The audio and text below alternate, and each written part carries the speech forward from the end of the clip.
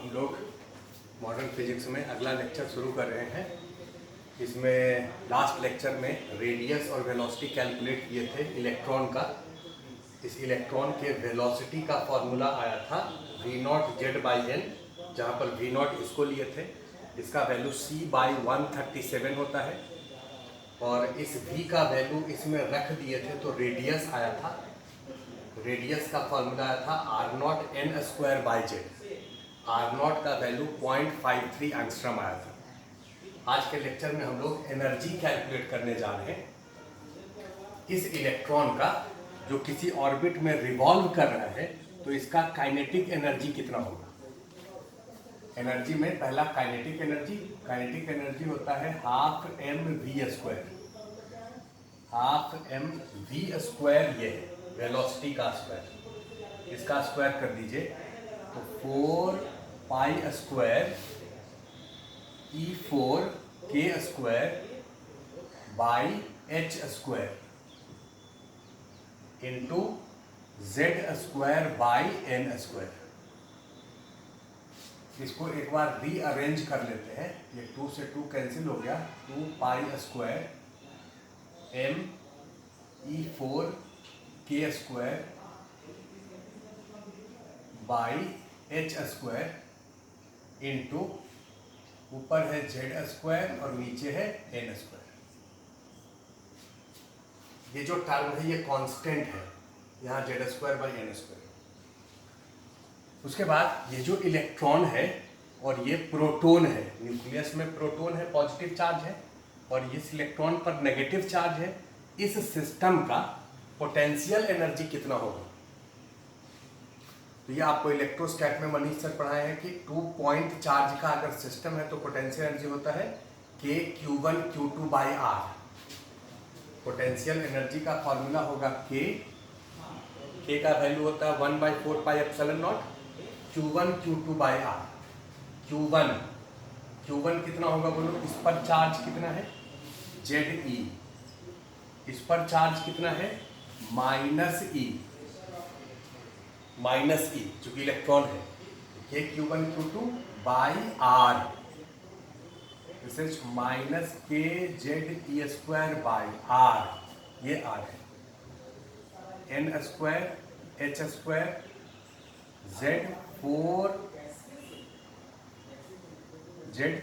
z4π² me²k। इसको एक बार और अरेंज कर लेते हैं। This is -4π² into m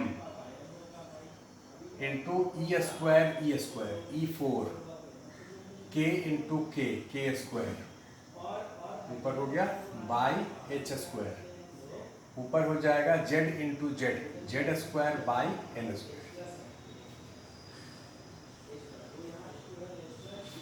total energy इस दोनों का सम होगा। इस दोनों को सम कर दीजिए। आप ध्यान से देखो, हम इसको इस तरह से रीअरेंज किए हैं। z²/n², दोनों सेम है। इसमें सब टर्म बिल्कुल कांस्टेंट सेम है, π² m e4 k², h²। यहाँ पर प्लस है और यहाँ पर माइनस है। ये 2 है और ये 4 है। इसका मतलब इससे ये डबल है लेकिन नेगेटिव है, इससे ये डबल है लेकिन नेगेटिव है। इस दोनों को जब सम करेंगे तो सम कर दीजिए, कितना वैल्यू आ जाएगा -2π² m e4k²/h² इंटू z²/n²। ये टोटल एनर्जी। अब इस और इस तीनों इक्वेशन से क्या हम ऐसा कह सकते हैं कि total energy is equal to minus kinetic energy is equal to potential energy by 2। Potential energy by 2 कर देंगे तो इसके बराबर हो जाएगा और इसका माइनस टोटल एनर्जी के बराबर हो जाएगा। ये ऑब्जेक्टिव के लिए फॉर्मूला आपको याद रखना है। अगर किसी ऑर्बिट में इलेक्ट्रॉन का काइनेटिक एनर्जी दिया हुआ है तो टोटल एनर्जी होगा उसका नेगेटिव और पोटेंशियल एनर्जी होगा उसका नेगेटिव का डबल। ये एनर्जी का कैलकुलेशन है, इसको आप लिख लीजिए। अब इसमें ये जो टर्म हम लिखे हैं, ये वाला टर्म, ये टर्म तो कांस्टेंट है। इस कांस्टेंट का वैल्यू आप कैलकुलेट कर लीजिए। इसका वैल्यू आएगा, इसका वैल्यू यहां लिख रहे हैं, ये माइनस साइन तो रहेगा। ये जो वैल्यू है ये होगा 13.6 इलेक्ट्रॉन वोल्ट। ये कैलकुलेशन आपको याद रखना है। जैसे यहाँ पर V0 का वैल्यू आप याद रखे हैं, पहले V0 का वैल्यू याद रखे हैं कितना, C/137। उसी तरह से R0 का वैल्यू याद रखे हैं 0.53 एंगस्ट्रॉम। उसी तरह से टोटल एनर्जी में ये जो कांस्टेंट है इसका वैल्यू है -13.6 इलेक्ट्रॉन वोल्ट। इसको इलेक्ट्रॉन वोल्ट में चेंज कर दिए, इंटू Z²/, ये टोटल एनर्जी का इक्वेशन है। इस इक्वेशन को हम लोग अब याद रखेंगे, जैसे उस दोनों इक्वेशन को याद रखेंगे।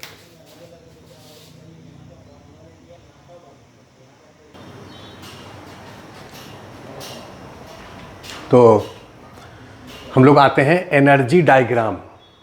मॉडर्न फिजिक्स में कुछ कैलकुलेशन आपको याद रखना होता है। जब तक कैलकुलेशन याद नहीं रखेंगे तब क्वेश्चन बनाने में आपको टाइम लगेगा, कैलकुलेशन करने में टाइम लगेगा। इससे पहले हम लोग कुछ कैलकुलेशन याद किए थे, है ना। उसके बाद इसमें भी जो कैलकुलेशन याद करने वाला है, सो देखो एनर्जी डायग्राम में, जैसे ये न्यूक्लियस है किसी भी हाइड्रोजन लाइक एटम का, ये first orbit, second orbit, third orbit, fourth, fifth, sixth, seventh, इस तरह से इन्फिनिट नंबर ऑफ ऑर्बिट होगा। फर्स्ट ऑर्बिट का एनर्जी कितना होगा हाइड्रोजन के लिए? अगर हाइड्रोजन एटम हम कहें तो इसके न्यूक्लियस में केवल एक प्रोटॉन होगा और एक इलेक्ट्रॉन रिवॉल्व कर रहा होगा। हाइड्रोजन के लिए Z का वैल्यू 1 हो जाएगा।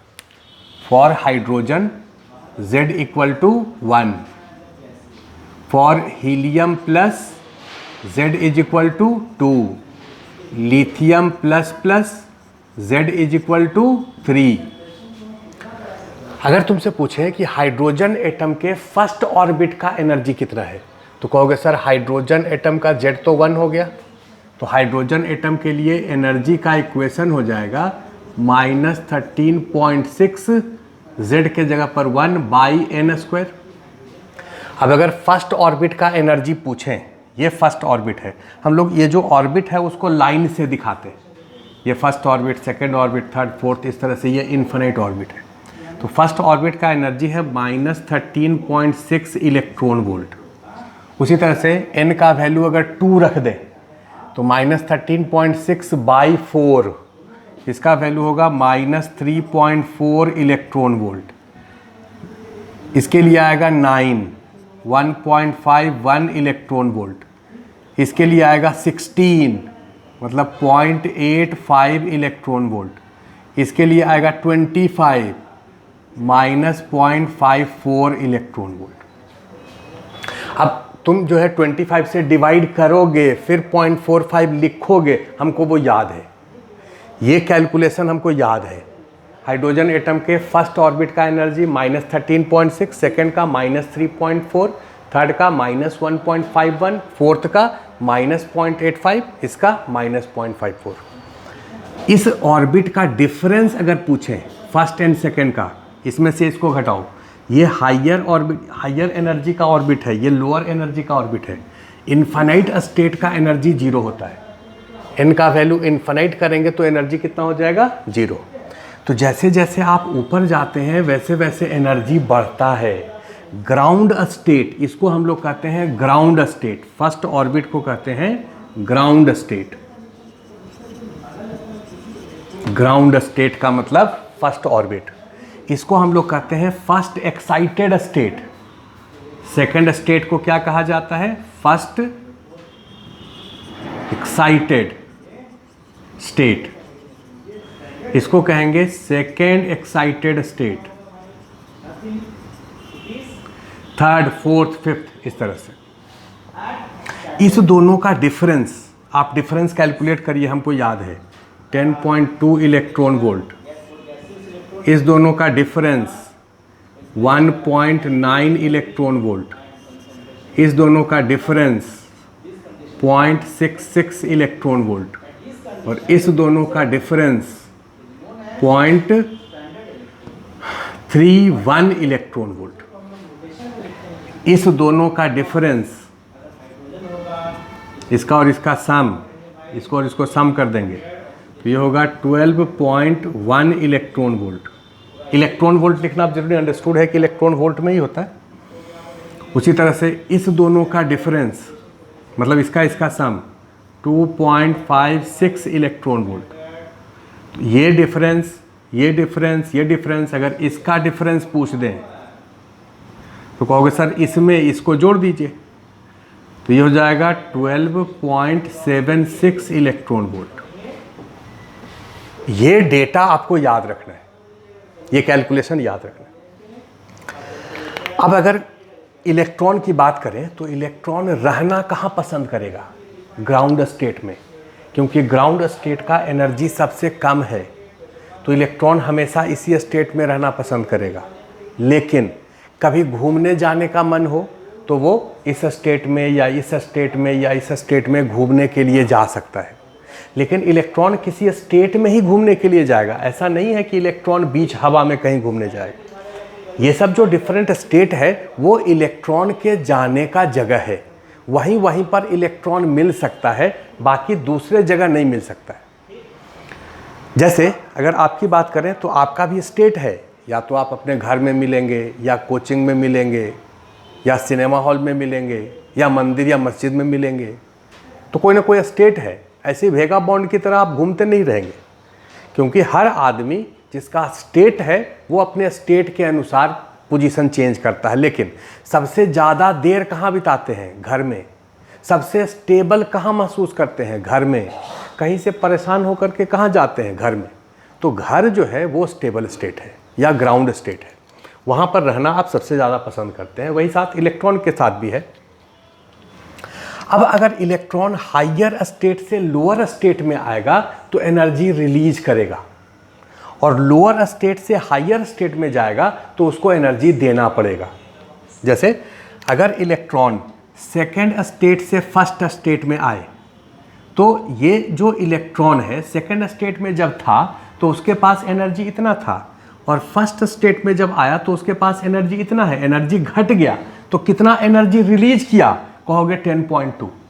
लेकिन अगर इलेक्ट्रॉन यहाँ से यहाँ गया है तो वो एनर्जी लिया, कितना एनर्जी लिया?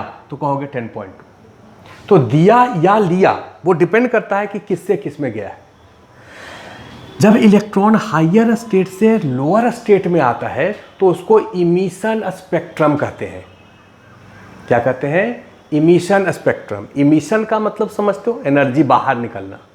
और जब इलेक्ट्रॉन लोअर स्टेट से हायर स्टेट में जाता है तो उसको एब्जॉर्प्शन स्पेक्ट्रम कहते हैं। स्पेक्ट्रम कहने का मतलब लाइन, स्पेक्ट्रम का मतलब एक बैंड।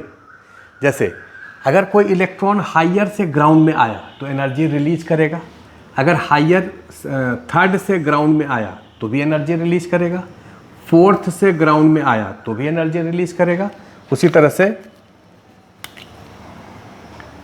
यह है फिफ्थ स्टेट, यह है सिक्स्थ स्टेट, यह है इन्फिनाइट स्टेट। सपोज ये पांचवा स्टेट है, ये छठा है, ये इन्फिनाइटमा स्टेट है। तो इलेक्ट्रॉन जब हायर से यहाँ आएगा फिर से एनर्जी रिलीज करेगा, लेकिन जो एनर्जी रिलीज करेगा वो बढ़ता जाएगा। अगर इन्फिनाइट स्टेट से यहाँ आया है, इन्फिनाइट स्टेट से, तब कितना एनर्जी रिलीज करेगा? तो कहोगे 13.6, क्योंकि इन्फिनाइटमा स्टेट में उसके पास एनर्जी कितना था? 0, और ग्राउंड स्टेट में उसके पास एनर्जी कितना है? -13.6। तो कितना एनर्जी रिलीज किया? 13.6।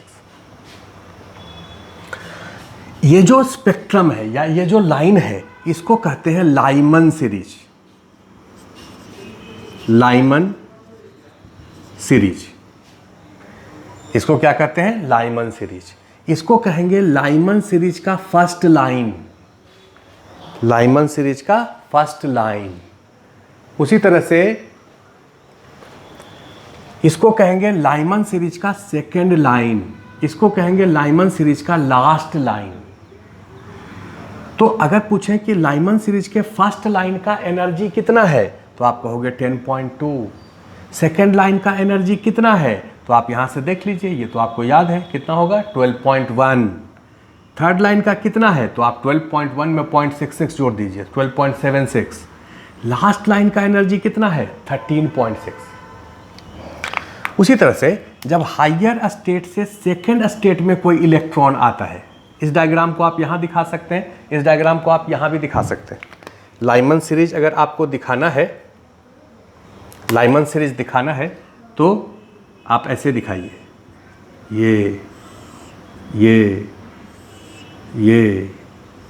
ये सब लाइन जो है वो किसका होगा, लाइमन सीरीज का होगा।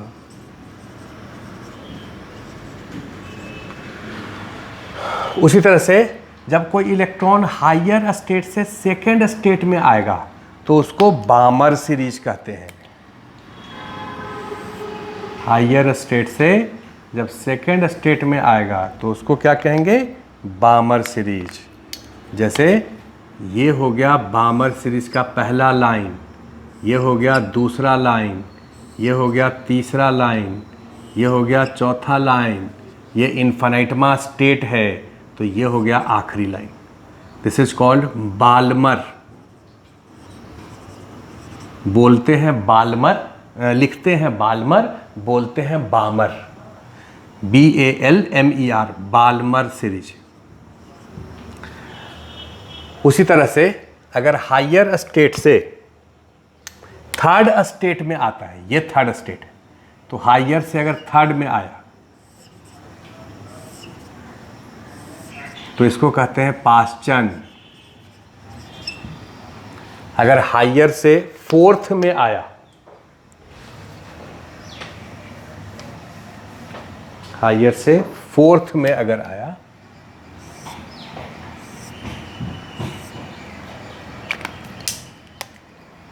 ये कौन सा था, थर्ड था ना जी, ये फर्स्ट है, ये सेकंड है, ये थर्ड, ये फोर्थ है। तो हायर से अगर फोर्थ में आया तो इसको कहते हैं ब्रैकेट, BRACKET, ब्रैकेट सीरीज। और हायर से अगर फिफ्थ में आया तो इसको कहते हैं P fund, PFUND, P fund series. यहीं तक हम लोग याद रखते हैं, Lyman, Balmer, Paschen, bracket, Pfund. P fund को फंड भी कहा जाता है, फंड सीरीज। तो ये जितना भी सीरीज आपको दिखा, इस सब सीरीज में अगर पूछें कि लाइमन सीरीज का जो पहला लाइन है उसका वेवलेंथ कितना होगा, दूसरा लाइन का वेवलेंथ कितना होगा, तो ये सब जो एनर्जी है वो फोटोन के फॉर्म में है। जब हायर स्टेट से लोअर स्टेट में इलेक्ट्रॉन आएगा तो उतने एनर्जी का फोटोन बाहर निकलेगा। जैसे जब इस स्टेट से इस स्टेट में आया तो 10.2 इलेक्ट्रॉन वोल्ट का फोटोन निकलेगा। जब इससे इसमें आया तो 12.1 इलेक्ट्रॉन वोल्ट का फोटोन निकलेगा, एंड सो ऑन। तो हम लोग इस सब वेवलेंथ, ये सब जो फोटोन है उसका वेवलेंथ अब कैलकुलेट कर रहे हैं। तो डायग्राम को आप ऐसे बना लीजिए, दो डायग्राम में नहीं, एक ही डायग्राम से हम लोग काम चलाएंगे। इसको एनर्जी डायग्राम कहते हैं, इसको कहेंगे लाइमन सीरीज, ये बामर series, पाश्चन series, Brackett series, P fund series. ये 5 सीरीज है। लाइमन सीरीज का फर्स्ट लाइन का एनर्जी 10.2, ये डिफरेंस आपको याद है। सेकेंड लाइन का एनर्जी अगर पूछें तो 12.1, लास्ट लाइन का एनर्जी अगर पूछें तो 13.6 इलेक्ट्रॉन वोल्ट। बामर सीरीज का फर्स्ट लाइन, बामर सीरीज होता है हायर ऑर्बिट से सेकेंड ऑर्बिट में ट्रांजिशन। बामर सीरीज के फर्स्ट लाइन का एनर्जी होगा 1.9, सेकेंड लाइन का एनर्जी होगा 2.56, लास्ट लाइन का एनर्जी होगा 3.4। उसी तरह से पाश्चन सीरीज का first line, second line, last line, bracket का first, second, last, P fund का फर्स्ट, सेकेंड, लास्ट। तो किसी भी लाइन का एनर्जी आप निकाल सकते हैं। ये जो फर्स्ट स्टेट है उसको ग्राउंड स्टेट कहते हैं, सेकेंड स्टेट को फर्स्ट एक्साइटेड स्टेट कहते हैं, थर्ड को सेकेंड एक्साइटेड स्टेट कहते हैं, एंड सो ऑन। अब आप आइए यहाँ, वेवलेंथ ऑफ हाइड्रोजन स्पेक्ट्रम। ये जितना भी रेडिएशन है वो सब फोटोन के फॉर्म में है। फोटोन कहने का मतलब जब कोई इलेक्ट्रॉन का ट्रांजिशन इस स्टेट से इस स्टेट में होगा तो इतने एनर्जी का फोटोन बाहर निकलेगा। उस फोटोन का वेवलेंथ कितना है वो आप निकाल सकते हैं। अगर एनर्जी दिया है फोटोन का तो वेवलेंथ निकाल सकते हैं, या वेवलेंथ दिया है तो एनर्जी निकाल सकते हैं। फोटोन के लिए फॉर्मूला क्या होता है? Energy equal to 12,400 by wavelength in angstrom. Energy in electron volt आएगा। किससे आया था? hc/λ से। Wavelength of hydrogen spectrum, wavelength कैसे निकालते हैं? सपोज करो कि ये लाइन है, ये डिफरेंट लाइन 1 2 3 4। अगर कोई इलेक्ट्रॉन इस स्टेट से इस स्टेट में ट्रांजिट होता है, अगर कोई इलेक्ट्रॉन n1 से n2 में ट्रांजिट होता है तो उसका एनर्जी कितना होगा? तो कहोगे सर देखिए, इस स्टेट का एनर्जी अगर लिखें, इस स्टेट का, तो एनर्जी कितना होगा? इसको अगर हम E1 कहें, ये n1 स्टेट है, ये n1 स्टेट है और ये n2 स्टेट है। n1 स्टेट का एनर्जी होगा -13.6। हाइड्रोजन है इसलिए z का वैल्यू 1। अगर हाइड्रोजन लाइक रहेगा तो z रहेगा, z² बाई n1²। और इसका एनर्जी होगा -13.6 z² बाई n2²। ये हाइयर एनर्जी है और ये लोअर एनर्जी है। तो यहाँ से यहाँ जब ट्रांजिट हुआ है तो कितना एनर्जी रिलीज हुआ इन फॉर्म ऑफ फोटोन? तो ये एनर्जी अगर डेल्टा E माने तो डेल्टा E का वैल्यू होगा this minus this, -13.6 z² by n² minus this, तो minus minus plus 13.6 z² by n2²। This delta E is -13.6 को बाहर ले आओ और z² को बाहर ले आओ, बचेगा कितना? 1 by n2² minus 1 by n1²। और ये जो एनर्जी होगा ये फोटोन का एनर्जी है। ये एनर्जी को हम लोग लिख सकते हैं hc/λ। फोटोन का एनर्जी hc/λ होता है। तो यहाँ से हम लोग कह सकते हैं 1 by λ is equal to hc से डिवाइड कर दीजिए, तो 13.6 z² by hc, 1 by n2² minus 1 by n1²। 1 by λ इतना हो गया। इसको फिर से लिख रहे हैं, 1 बाई λ इज इक्वल टू, ये इलेक्ट्रॉन वोल्ट में है, ये h और c का वैल्यू रख दो। ये जो इलेक्ट्रॉन वोल्ट है इसको भी आप जूल में कन्वर्ट कर लो, तो 1 electron volt equal to 1.6 × 10⁻19 joule, और h और c का वैल्यू रख दीजिए, h Planck's constant, c light का वेलोसिटी, और इसको कैलकुलेट कर लो। ये एक नया कांस्टेंट है जिसको रिडवर्क कांस्टेंट कहते हैं, into z² 1 by n2² minus 1 by n1²।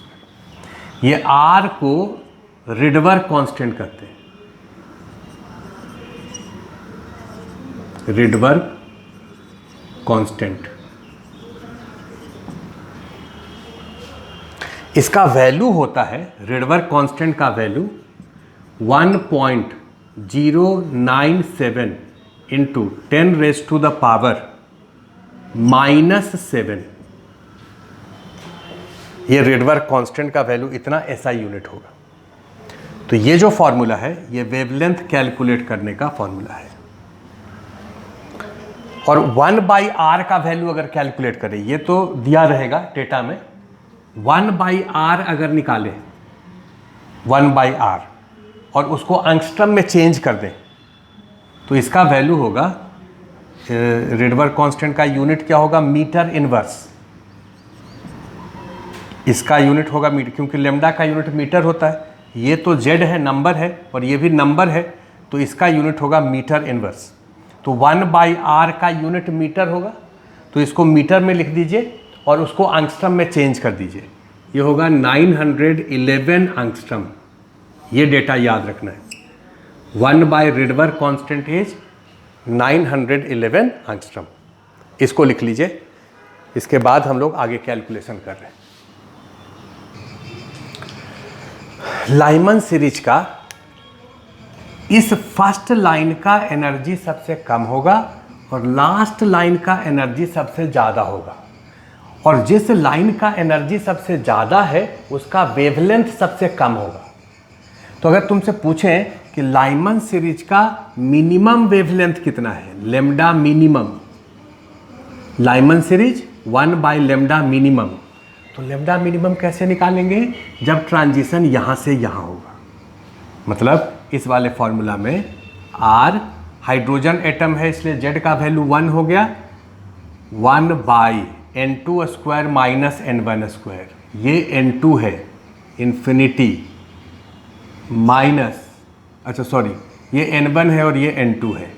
तो अब इसमें अगर कभी कन्फ्यूजन हो जाए, आज तो n1 n2 चलो आप अभी डिराइव किए हैं तो याद है, लेकिन आगे कभी कन्फ्यूजन हो जाए तो कोई बात नहीं, केवल आप ऑर्बिट पता करिए कि भाई ये जो मिनिमम वेवलेंथ है वो यहाँ से यहाँ ट्रांजिशन में होगा, तो आप इसको n1 रखिए या n2 रखिए, दोनों में से कुछ भी रख सकते हैं।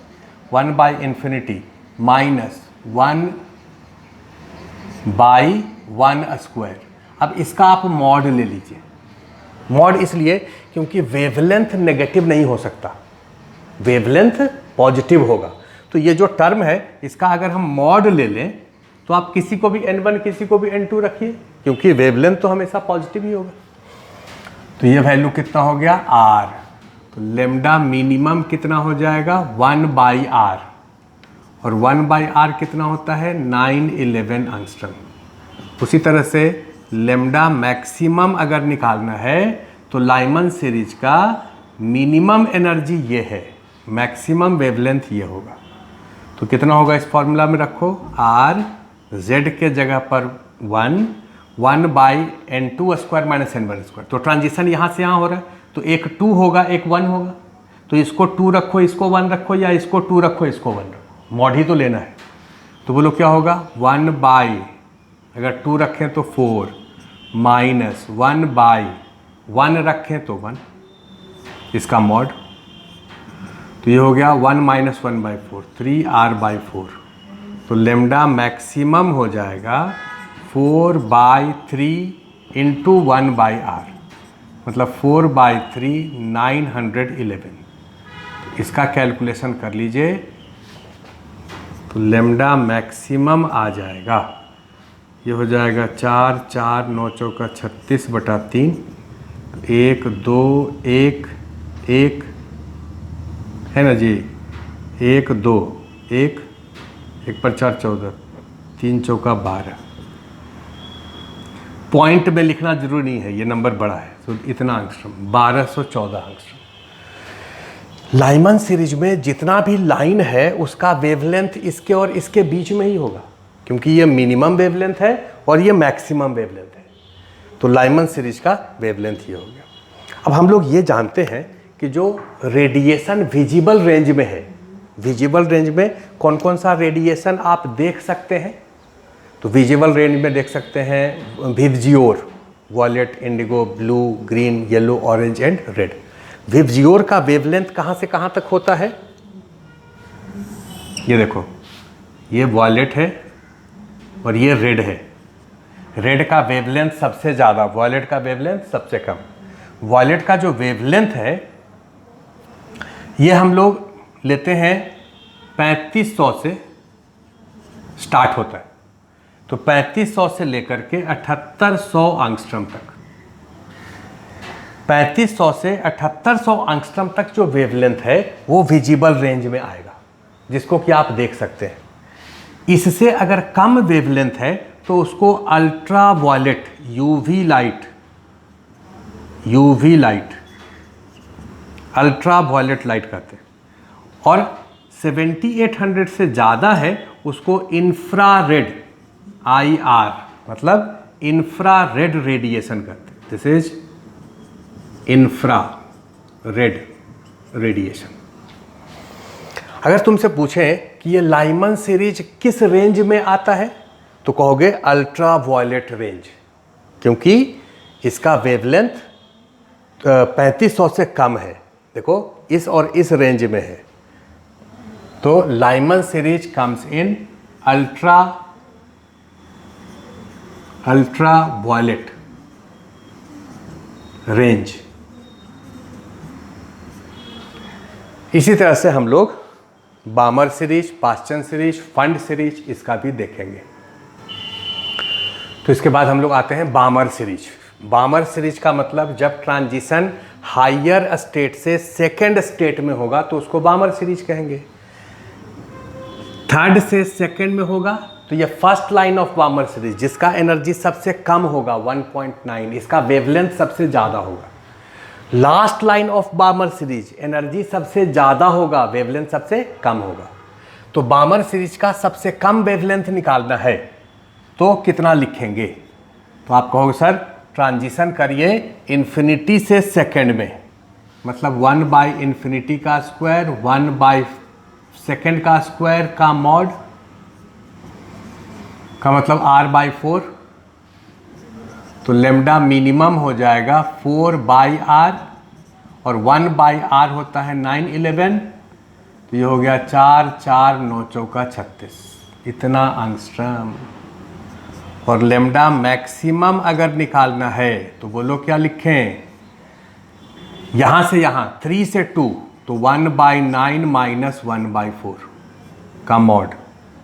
लेमडा मैक्सिमम आप लोग कैलकुलेट कर लीजिए, यह आएगा 6563 एंगस्ट्रॉम। ये जो बामर सीरीज है उसका मैक्सिमम वेवलेंथ ये है, मिनिमम वेवलेंथ ये है 3644, 3500 से ज़्यादा, और 65 63 7800 से कम। मतलब बामर सीरीज यहाँ से यहाँ तक आएगा। बामर सीरीज विजिबल रेंज में आएगा, इसलिए बामर सीरीज को विजिबल सीरीज भी कहते हैं। आप इस फोटोन को देख सकते हैं, ह्यूमन आई जो देख सकता है वो इस फोटोन को देख सकता है, तो बामर सीरीज को विजिबल सीरीज भी कहते हैं, विजिबल सीरीज। उसी तरह से अगला हम लोग आते हैं बामर के बाद पास्चन सीरीज। बोलिए पास्चन सीरीज में क्या लिखें? पास्चन सीरीज में हायर से 3 में आएगा, ये पहला लाइन और ये आखिरी लाइन। अगर 1/λ मैक्स आपको निकालना है तो बोलो क्या करेंगे? r कहाँ से कहाँ? इन्फिनिटी से 3, मतलब 1/∞ माइनस 1/3 का square 9, this is equal to r/9। तो लेमडा मैक्स हो जाएगा 9 × 1/r, मतलब 911, तो 9 9 9 9 81, ये हो जाएगा 8199 एंगस्ट्रॉम। उसी तरह से 1/λ, ये लेमडा 1/λ मैक्सिमम एनर्जी है ना, ये मिनिमम हो गया, ये मिनिमम हो गया। उसी तरह से अगर मैक्सिमम निकालना है तो एनर्जी क्या होना चाहिए? मिनिमम। मिनिमम का मतलब ट्रांजिशन यहाँ से यहाँ 4 से 3, तो 1/9 माइनस 1/16, ये तो घटाने आता होगा, 9 × 16 ऊपर जाएगा, तो 16 में से 9 घटा दो तो 7, तो लेमडा मैक्सिमम हो जाएगा 1/r 9 × 16/7। इसका कैलकुलेशन कर लीजिए, 18,753 एंगस्ट्रॉम आएगा। ये जो वेवलेंथ है 8,199, वो 7800 से ज़्यादा है और ये तो ज़्यादा है। मतलब ये पूरा का पूरा जो रेंज है पास्चन सीरीज का वो इंफ्रारेड रेडिएशन में आएगा, ये विजिबल रेंज में नहीं आएगा, इसलिए इसको इंफ्रारेड रेंज या रेडिएशन भी कहते हैं। उसी तरह से अगर आप ब्रैकेट और पी फंड निकालेंगे तो ये भी इंफ्रारेड में ही आएगा। कैलकुलेशन आप कर सकते हैं। इंफ्रारेड में क्यों आएगा? क्योंकि पास्चन से इसका एनर्जी और कम हो जाएगा। पास्चन से जैसे जैसे आगे जाएंगे एनर्जी घटता जाएगा। चूँकि डिफरेंस जो है वो कम होता जा रहा है। इसका एनर्जी देखो कितना है, 0.31 है, और इसके पहले लाइन का एनर्जी कितना है, 0.66 है, तो एनर्जी तो घट रहा है। ये अगर एनर्जी घट गया तो वेवलेंथ बढ़ जाएगा, तो इसका वेवलेंथ जो है वो तो इससे ज़्यादा ही होगा। मतलब ये सब जो रेडिएशन है वो भी किस में आएगा, इंफ्रारेड में आएगा। तो केवल बामर सीरीज विजिबल रेंज में है, लाइमन सीरीज केवल अल्ट्रावायलेट में है, बाकी सब सीरीज इंफ्रारेड में है। अब ये जो स्पेक्ट्रम है इसको कहते हैं इमिशन स्पेक्ट्रम। इसी का उल्टा होगा एब्जॉर्प्शन स्पेक्ट्रम। अगर डायरेक्शन को अपोजिट कर दें तो उसको कहेंगे एब्जॉर्प्शन स्पेक्ट्रम। एब्जॉर्प्शन कब होगा, जब लोअर स्टेट में इलेक्ट्रॉन होगा और लेकर के हायर स्टेट में जाएगा तो एनर्जी एब्जॉर्ब करेगा, जितना अभी इमिट किया है उसका अपोजिट एब्जॉर्ब करेगा, या उतना ही वेवलेंथ अगर उस पर देंगे तो वो उस स्टेट में चला जाएगा। जैसे अगर कोई इलेक्ट्रॉन ग्राउंड स्टेट में है और इस इलेक्ट्रॉन पर हम लाइट इंसिडेंट करें जिसका वेवलेंथ सपोज करो दिया हुआ है, तो वो हायर स्टेट में जाएगा। किस स्टेट में जाएगा वो हम लोग निकाल सकते हैं, तो वो हम लोग कैलकुलेट करेंगे। ये दो डेफिनेशन है, ionisation energy and ionisation potential. Ionisation energy को शॉर्ट फॉर्म में IE लिखते हैं और आयोनाइजेशन पोटेंशियल को IP लिखते हैं। अगर कोई इलेक्ट्रॉन ग्राउंड स्टेट में है तो उसको कितना मिनिमम एनर्जी दें जिससे कि वो इन्फानाइट स्टेट में चला जाए। इन्फानाइट का मतलब कि वो एटम से बाहर निकल जाए, तो उसको आयोनाइजेशन एनर्जी कहेंगे। डेफिनेशन लिख लीजिए, द मिनिमम एनर्जी, ये लिखना है आपको, the minimum energy given to an electron in ground state so that it goes to infinite state,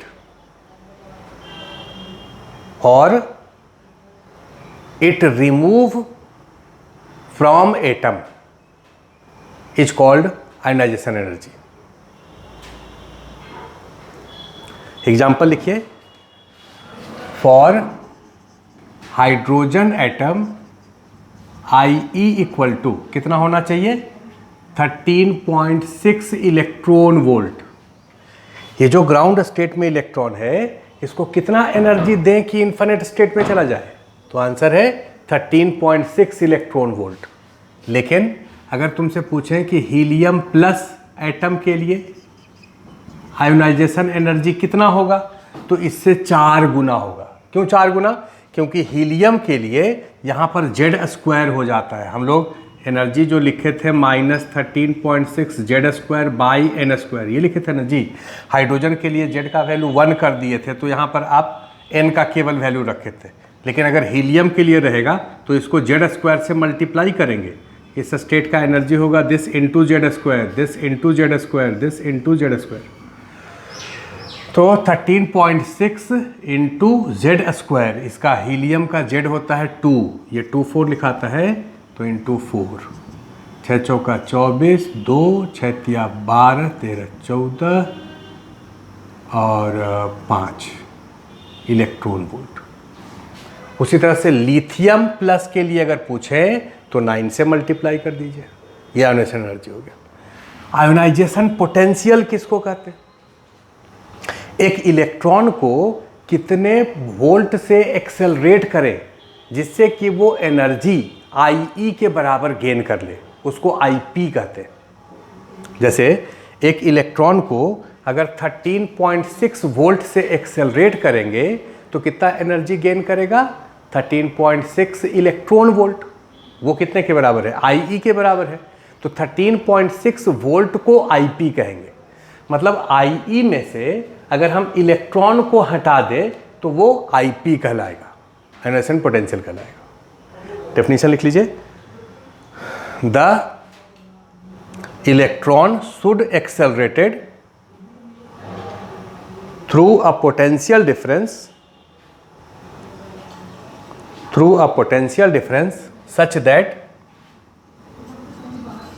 it gets energy equal to IE is called IP। IP hydrogen atom के लिए अगर पूछे तो ये होगा 13.6 वोल्ट, एंड IP अगर helium plus के लिए पूछे तो ये होगा 54.4 वोल्ट। इसका यूनिट वोल्ट होगा। उसके बाद एक टर्म और आता है जिसको कहते हैं फर्स्ट एक्साइटेशन एनर्जी। अब ये सब टर्म है, बात को केवल समझना है। जैसे अगर पूछे हाइड्रोजन एटम का first excitation energy, excitation energy ये कितना होगा, तो मतलब ग्राउंड स्टेट से फर्स्ट एक्साइटेड स्टेट में जाने में जितना एनर्जी लगता है तो ये होगा 10.2 इलेक्ट्रॉन वोल्ट। अगर पूछे सेकेंड एक्साइटेशन एनर्जी, क्या बोलोगे, सेकेंड स्टेट में जाने में कितना लगता है ग्राउंड स्टेट से, ग्राउंड से ही आपको फर्स्ट एक्साइटेशन, सेकेंड या थर्ड एक्साइटेशन का मतलब ग्राउंड स्टेट से कितना लगता है, तो ये कितना होता है 12.1 इलेक्ट्रॉन वोल्ट। उसी तरह से थर्ड या फोर्थ एक्साइटेशन एनर्जी निकाल सकते हैं। अगर पूछे फर्स्ट एक्साइटेशन पोटेंशियल तो कहोगे 10.2 वोल्ट, सेकेंड एक्साइटेशन पोटेंशियल तो 12.1 वोल्ट।